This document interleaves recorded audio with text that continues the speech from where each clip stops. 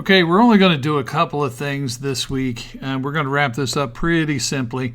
Everybody's pretty tired, I think, so we got a couple of things we'll do, nothing super, super big. First thing,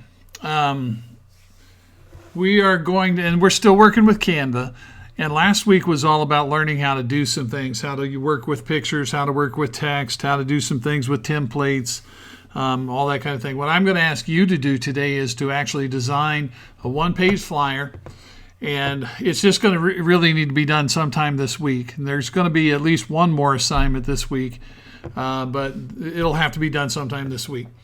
Here's the deal on this assignment. It'll be done on Canva, right? And I've got the wrong one. I'm looking at the wrong one. Now I've got the right one. All right, it's a one-page flyer. This is what we're going to work on first. And you've noticed that in Canva there's a setup for a flyer. It's a 50-point deal. You don't have to do that much. You got to design a flyer, right?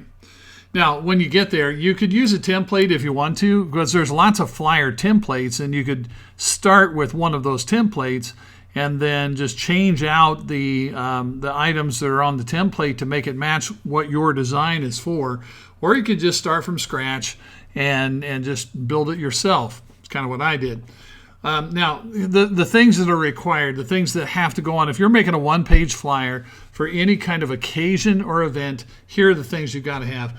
There's got to be a reason for the flyer. I should be able to look at it and know exactly what's going on. Is it a lost pet flyer? Is there a dance on Saturday night?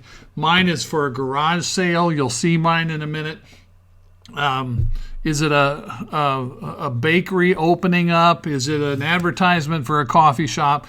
This is like a sheet of paper you would see out in the hallway at school where they're rec night on Friday night, back in the day when we used to have rec nights. So that's what it is. So you need to think through what would have to be on there, right? You got to communicate the event or the occasion that the flyer is for. Use large text for the things that are important.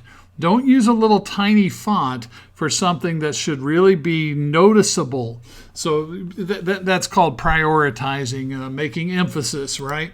So you use large text for the things that are most important, like what is the event? Where is the event? What time is the event? Those things ought to kind of pop off the page. You have to, I'm requiring that you use images or shapes or stickers to dress it up a little bit, to decorate it some, to make it look good.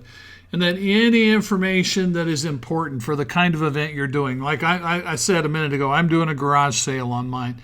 If it's a garage sale, then where, what time, what kind of items could I expect to see there? If it is a lost pet flyer, if you're putting up a sign about a lost pet, well, maybe a picture of the animal, the name of the animal, who do I contact if I find the animal?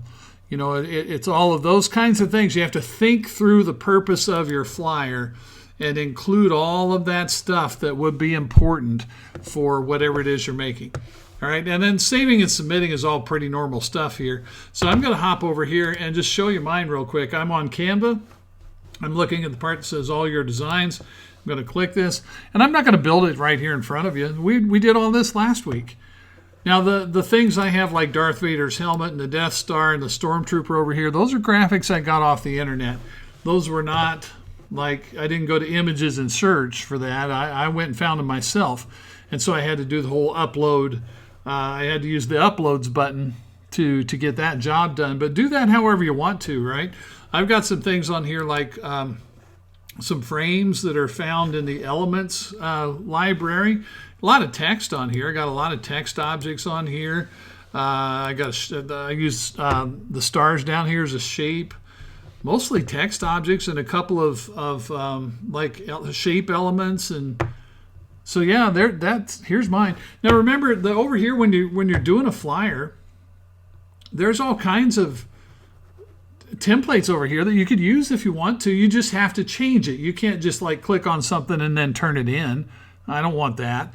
You have to custom design it yourself, but you could certainly start with something that you've got over here and then change it up and make it be for whatever thing it is that you're doing.